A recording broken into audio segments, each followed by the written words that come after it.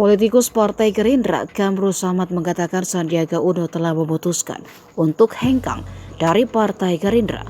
Menurutnya alasan Sandiaga pindah adalah untuk mengembangkan karir politiknya.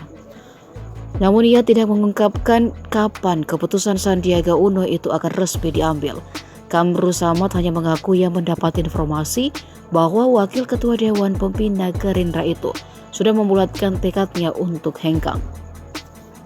Menurutnya Sandiaga hengkang dari Gerindra dan akan bergabung dengan Partai Persatuan Pembangunan.